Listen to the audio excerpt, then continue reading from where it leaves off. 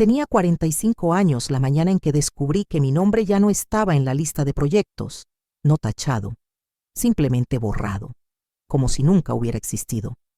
Miré fijamente la actualización semanal en la intranet, la misma hoja de cálculo que diseñé hace 15 años para seguirle la pista a las cargas de infraestructura.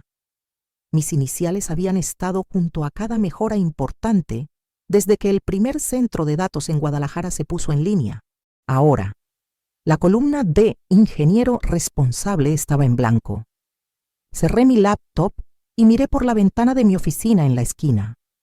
La lluvia caía de lado contra el vidrio. Líneas plateadas sobre la ciudad que había sido mi hogar. Guadalajara siempre olía a metal mojado y café recién hecho, de alguna manera. Eso me iba bien. Había pasado 2 décadas respirando ese aire, pasando de escribir código a manejar cables, de cables a conectar continentes. Cuando Nube Viva era solo 3 personas y una bodega rentada. Dormía junto a los servidores porque no podíamos pagar seguridad nocturna. Despertaba con el zumbido de los ventiladores de enfriamiento y el latido de mi propio corazón. Ese sonido aún me hace sentir segura. 20 años después, esos ventiladores se multiplicaron en miles, distribuidos en 38 países. La red que diseñé maneja 1/3 de las transacciones financieras del mundo todos los días. Alguien me dijo una vez que valía 18,000 millones de pesos. Nunca pensé en millones. Pensé en mantener todo en línea. La gente me llama meticulosa. Mi ex decía que era obsesión. Tal vez tenía razón. Recuerdo nuestra última pelea, dijo. ¿Quieres más a tus máquinas que a las personas? Le respondí. Las máquinas al menos cumplen lo que prometen. Él se fue. La empresa se quedó. Creía que la lealtad aún significaba algo. Construí Nube Viva como si fuera una catedral poco a poco. Piedra por piedra. Sin esperar aplausos. En la sala de juntas hay fotos de todos los fundadores y ejecutivos. Todos hombres con trajes azul marino. Mi foto no está ahí. Antes pensaba que no importaba. A las 7:46 de esa noche. Mi calendario sonó con una nueva invitación, discusión de transición ejecutiva. Viernes. 9:00 AM.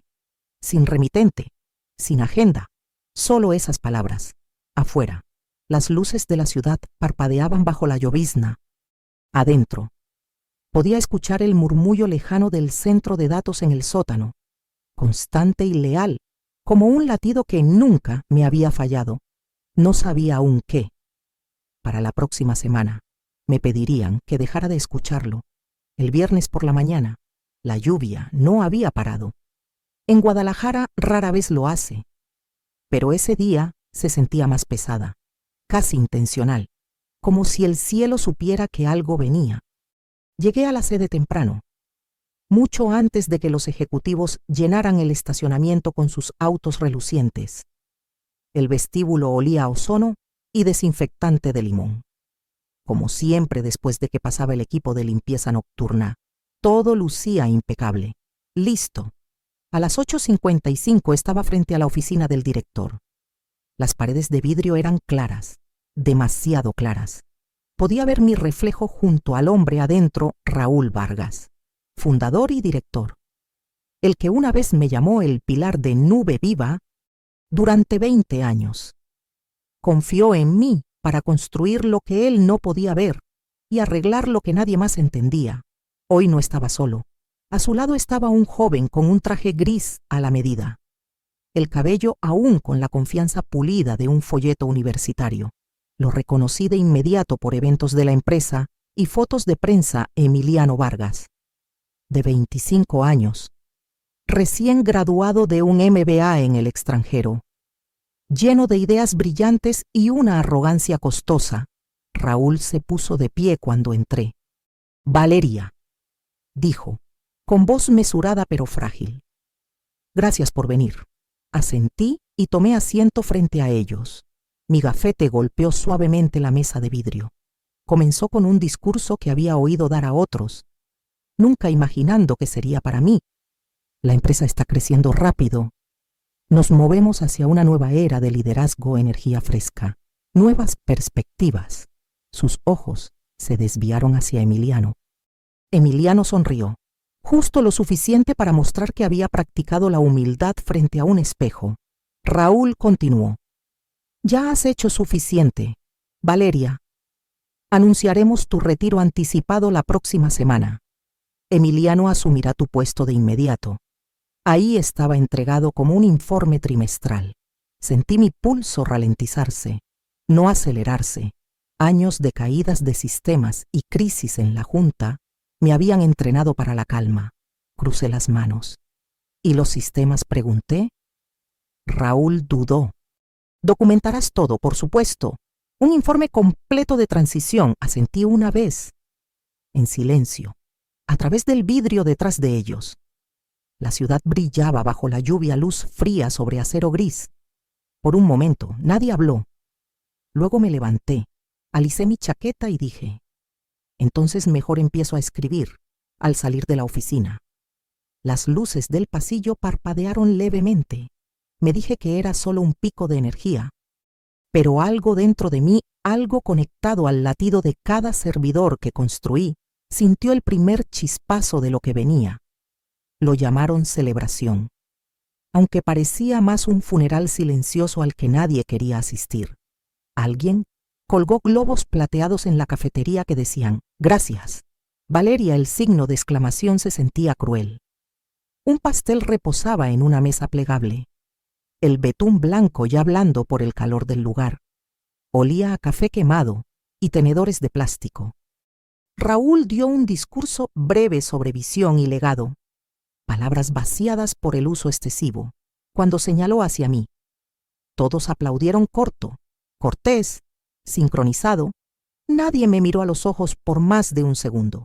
Les agradecí, como siempre breve, sin sentimentalismos. Mi voz se mantuvo firme, aunque mi garganta ardía por el esfuerzo. Cuando terminó, corté un pedazo de pastel que no quería, lo puse en una servilleta y lo dejé intacto en la mesa. Cerca del fondo, vi a Camila junto al dispensador de agua. Había sido mi asistente por 6 años, inteligente, leal, demasiado joven para que de haber aprendido el arte de fingir. Sus manos estaban tan apretadas que sus nudillos estaban blancos. Al pasar junto a ella, rozó mi manga y deslizó una nota doblada en mi palma. La leí en el elevador de bajada. Una línea, escrita con su letra inclinada y pulcra. Hoy le dan tus claves de administrador. Mi gafete se sintió más pesado después de eso. Esa noche, la oficina estaba vacía. Las luces de seguridad brillaban en los pasillos. Convirtiendo cada pared de vidrio en un espejo, empaqué en silencio fotos, cuadernos, una taza astillada del primer año de la empresa. Al abrir el cajón inferior de mi escritorio, encontré una memoria USB pegada bajo una carpeta, una que no había visto en años. La etiqueta decía, en mi propia letra, seguro personal. La giré entre mis dedos, recordando el día que la hice. Una copia de cada diseño crítico de la red encriptado, invisible para cualquiera que no supiera dónde buscar. No era venganza, solo protección. Por un largo momento, me quedé ahí, escuchando el zumbido bajo de los servidores en el sótano, ese pulso familiar que alguna vez significó seguridad. Luego guardé la memoria en mi bolso, apagué la luz y salí sin mirar atrás. Afuera, la lluvia había parado. La ciudad olía a metal y humo. En algún lugar detrás de mí, el zumbido continuaba constante, inconsciente de que acababa de perder a su creadora. El lunes después de mi despedida, la página de inicio de Nube Viva lucía diferente. Los mismos colores, el mismo logo, pero ahí estaba él. En el centro, Emiliano Vargas, el nuevo director de infraestructura, sonriendo como si hubiera escrito cada línea de código él mismo. El titular del artículo decía Nube Viva, inicia una nueva era de innovación y eficiencia. Hice clic en el video. Emiliano estaba sentado frente a un fondo azul, manos cruzadas en una postura corporativa perfecta. Estamos modernizando estructuras anticuadas, declaró. Mi meta es optimizar los sistemas antiguos y reducir gastos operativos innecesarios. Reconocí esas palabras eran casi idénticas a un informe que escribí el último trimestre. Aunque despojadas de matices y advertencias, omitió las partes que alertaban qué pasaría si esos sistemas no se mantenían correctamente. El entrevistador preguntó sobre el mantenimiento global programado para el segundo trimestre, el que mi equipo había preparado durante meses. Emiliano sonrió. No será necesario. Estamos reasignando ese presupuesto a expansión. La red es sólida, nuestras métricas de tiempo en línea hablan por sí solas. Pausé el video. Mi reflejo me miró desde la pantalla negra, tenue y cansado. El mantenimiento que canceló no era cosmético, era estructural. Garantizaba la estabilidad entre nodos de datos regionales, algo que solo un puñado de personas entendía. Sin él, pequeños retrasos de sincronización podían multiplicarse, alimentando la red global hasta que el sistema comenzara a colapsar bajo su propio tráfico. No fallaría hoy ni mañana, pero fallaría para la noche. La noticia estaba en tendencia. Joven visionario transforma gigante de la nube. Los comentarios lo llamaban brillante, valiente, el futuro. Camila me envió un mensaje. ¿Lo viste? ¿Verdad? Canceló el plan de mantenimiento. Respondí, déjalo. Aprenderán pronto. Pero la verdad era que no me sentía triunfante, solo vacía. Ver a alguien construir un pedestal con tu trabajo y luego balancearse en él sin entender el terreno debajo no era venganza. Era duelo. Afuera de mi departamento, las luces de la ciudad parpadeaban a través de la llovizna como el latido de un sistema, estable por ahora. Cerré la laptop, sabiendo que todo ritmo eventualmente titubea cuando el pulso que lo creó desaparece. El primer mensaje llegó 3 semanas después de la promoción de Emiliano. Era de Javier, uno de mis ingenieros senior en Bogotá. Todo se está desmoronando. Escribió. Cambió la secuencia de redundancia. Dice que es ineficiente. Casi podía escuchar su voz, cuidadosa y cansada. La secuencia de redundancia era el pilar de nuestro sistema de respaldo. Mantenía 40 millones de transacciones al minuto sin colapsar. Cambiarla sin una simulación completa era como reemplazar el ala de un avión en pleno vuelo. 1 hora después, llegó otro mensaje, esta vez de Sofía, analista de sistemas en Monterrey. Estamos redirigiendo tráfico manualmente. Nadie quiere decirle que está rompiendo el balance de carga. Me recosté en mi silla, con los ojos en las luces tenues del puerto más allá de mi ventana. El aire olía a sal y lluvia. Escribí lentamente: documenten todo. Guarden copias fuera del sistema. En silencio. No respondieron. Pero las burbujas de escritura aparecieron por un largo rato antes de desvanecerse. El miedo enseña la gramática del silencio. Esa semana, Raúl Vargas apareció en un canal de noticias, pulido y confiado.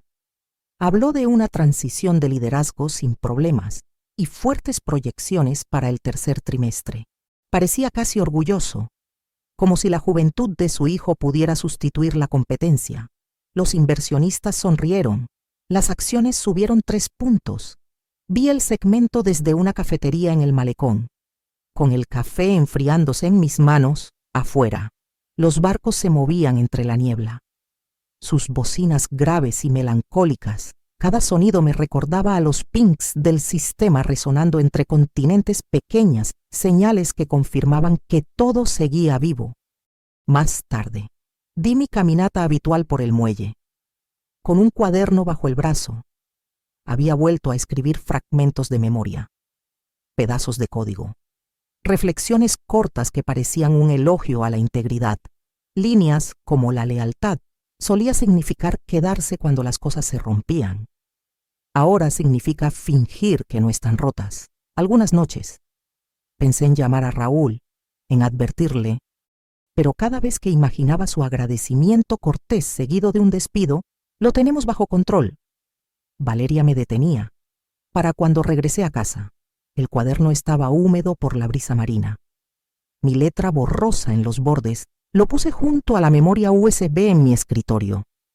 La ciudad afuera zumbaba levemente, inconsciente del desmoronamiento silencioso que ya se extendía bajo su superficie brillante. El lunes llegó gris y apagado. El tipo de mañana en Guadalajara donde el cielo parecía estar al alcance de la mano. Desperté temprano, antes de que los barcos comenzaran sus rutas, antes de que la ciudad exhalara en movimiento. El departamento estaba en silencio, salvo por el zumbido suave de mi laptop al encenderse. El vapor se elevaba de la taza en mis manos. Había dejado de revisar los correos de la empresa semanas atrás, pero la costumbre me hizo echar un vistazo al ticker de noticias. Las acciones de Nube Viva subían otro 4%. Emiliano Vargas elogiado por innovación ágil. Las palabras apenas me impactaron. Había visto esta película demasiadas veces para creer en su tráiler feliz. El reloj en la esquina de mi pantalla marcaba las 08:58. La prueba de latido del sistema, algo que escribí hace años, estaba programada para ejecutarse cada primer lunes del trimestre a las 09:0000 UTC. Estaba diseñada para verificar la latencia y redundancia entre continentes. Un script inofensivo que aseguraba la sincronización entre nuestros nodos principales. El único problema: Emiliano había desactivado 2 de esos nodos durante su optimización de costos. No toqué el código. No lo necesitaba. La red ejecutaría la prueba por sí misma. A las 08:59:47 actualicé el panel de monitoreo al que aún tenía acceso a través de un espejo público. Pequeños puntos verdes parpadeaban en un ritmo constante. Ciudad de México, Berlín, Sao Paulo, Toronto. A las 09:0000 el primero se puso rojo, luego otro y otro, en un minuto. La pantalla parecía una ciudad vista desde arriba durante un apagón. Ciudad de México se oscureció primero, seguida por Berlín. Sao Paulo parpadeó un momento, luego desapareció por completo. Para las 09:04, todo el mapa estaba negro. Cada latido se había detenido. No me moví. Mis manos permanecieron alrededor de la taza. El café ya frío.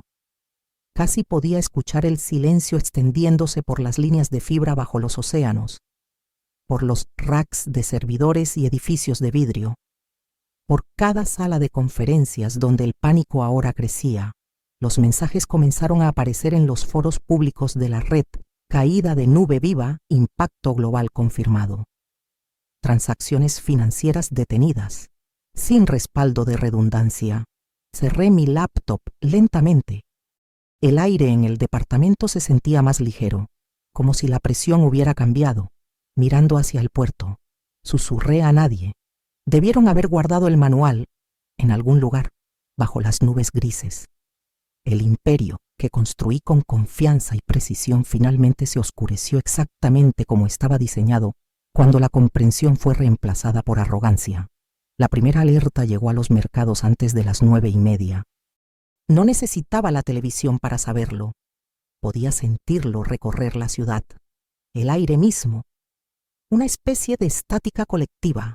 Los teléfonos vibraban en las cafeterías. Las pantallas de los traders parpadeaban en rojo. Y en algún lugar del centro, el imperio de Raúl Vargas comenzó a ahogarse en su propia confianza. A las 10. Todos los medios tenían el mismo titular: Nube Viva. Pierde 18,000 millones de pesos en una hora. Encendí el noticiero en mute.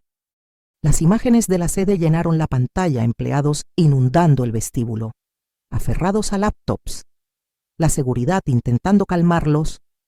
Luego un clip desde la sala de crisis, un caos de gritos. Monitores parpadeando, el color drenado de cada rostro. Emiliano estaba en el centro, con las mangas arremangadas, el pánico apenas oculto bajo una autoridad forzada. Reconocí el temblor en sus manos. Escribía comandos que no entendía, intentando anular un sistema que ya no lo escuchaba. Detrás de él, los ingenieros, mis ingenieros, gritaban entre sí: necesitamos credenciales de raíz. ¿Dónde está la clave del sistema? Ella encriptó la infraestructura central. Alguien debió mencionar mi nombre. porque momentos después mi teléfono comenzó a sonar. Lo dejé vibrar 1, 2, 3 veces antes de contestar. Raúl, dije por un segundo. Solo escuché su respiración, luego su voz, despojada de arrogancia. Valeria, por favor, te necesitamos de vuelta. La red global está caída y nadie puede acceder al Shell de recuperación. Miré un barco deslizarse por el puerto, su bocina grave contra el agua gris. Me jubilaste. ¿Recuerdas? Dije en voz baja. Disfrútalo. Comenzó a decir algo más, pero colgué. El teléfono se iluminó de nuevo inmediatamente y otra vez lo puse boca abajo en la mesa. Para el mediodía. Los clientes habían retirado contratos. Los gobiernos emitieron comunicados de emergencia. Los analistas lo llamaron el fallo de sistemas más costoso en la historia corporativa. Salía la luz tenue del sol. El mundo extrañamente tranquilo, a pesar del caos que se desplegaba detrás de las pantallas. Cada historia, pensé, termina exactamente donde comienza su arrogancia, en la esquina. Pasó un camión de reparto, su radio transmitiendo fragmentos de noticias de última hora. Las pérdidas de Nube Viva ahora superan los 18.000 millones. Las palabras se desvanecieron en estática mientras se alejaba, dejando solo el zumbido de la ciudad y el silencio de una victoria ganada sin un sonido. Al final del día, la empresa que alguna vez parecía intocable sangraba por todos lados. Los presentadores de noticias repetían las mismas palabras en bucle: renuncias, colapso, escándalo. La Junta entró en sesión de emergencia antes del mediodía, para la noche. La mitad había dimitido. La fortuna personal de los Vargas se evaporó con el cierre de la bolsa. Sus acciones valían menos que los muebles de oficina que alguna vez usaron para impresionar a los inversionistas. No sentí triunfo, solo una calma silenciosa e inevitable, la que llega después de una tormenta que viste venir años antes de que alguien más creyera que podía existir. Un golpe suave rompió el silencio. Cuando abrí la puerta, Camila estaba ahí, empapada por la llovizna, con los ojos rojos. Parecía más pequeña de lo que recordaba. Te están suplicando que regreses, dijo, con la voz temblando. La Junta, los inversionistas todos, dicen que nadie más puede reconstruirlo. Me hice a un lado para dejarla pasar. Se paró junto a la ventana, mirando las luces del puerto. Podía ver el reflejo de las lágrimas que estaba demasiado cansada para secar. Les dije que no lo harías, susurró. Pero tenía que preguntar. ¿Le serví té? Como en esas noches largas cuando corríamos simulacros de incidentes hasta el amanecer, ella envolvió sus manos alrededor de la taza, como si se aferrara al calor mismo. Si regreso, dije en voz baja, lo llamarán misericordia. Dirán que los perdoné, pero esto no es misericordia. Camila, miré hacia el horizonte tenue donde la torre de Nube Viva aún parpadeaba débilmente bajo la lluvia. Esto es consecuencia. Ella asintió, la comprensión lenta pero completa.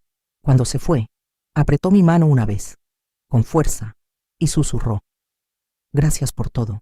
Después de cerrar la puerta, me senté en mi escritorio y abrí mi laptop en una carpeta privada, enterrada en capas encriptadas. Esperaba un archivo que escribí meses antes de que me echaran el protocolo completo de recuperación, con cada respaldo, cada parche, cada pieza de documentación que me pidieron preparar. Sin dudar, lo adjunté a un correo dirigido al nuevo presidente de la Junta y presioné enviar. El asunto decía, para que conste.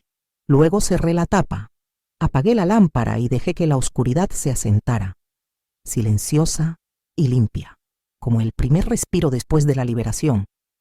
Pasaron semanas, y la tormenta afuera finalmente igualó la calma silenciosa que había llevado por años.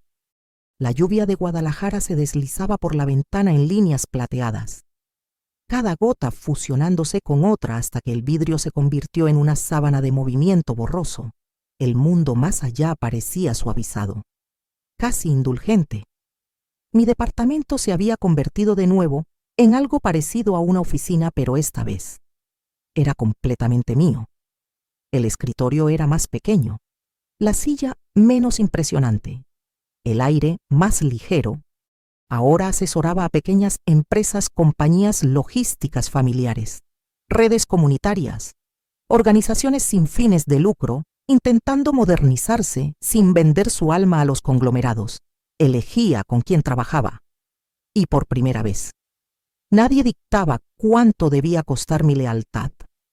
Cada cliente llegaba con sus propias imperfecciones, sus pequeñas esperanzas, escuchaban, preguntaban, a veces discutían, pero con respeto, no con ego. Encontré una especie de paz en esas conversaciones, el ritmo de un trabajo honesto sin mancha de poder. La memoria USB seguía en mi estante, guardada en una caja de madera sencilla. No la había tocado desde esa noche. Algunas reliquias no necesitan ser destruidas ni celebradas, solo dejadas en reposo. Esa mañana, el aire olía levemente a café y cedro mojado. Estaba revisando una propuesta de red para un hospital local cuando mi bandeja de entrada sonó. El nombre del remitente me detuvo. Camila. Finalmente restauraron el sistema, decía su mensaje, pero ya nadie aplaude. Lo leí 2 veces. Luego me recosté, dejando que las palabras se asentaran.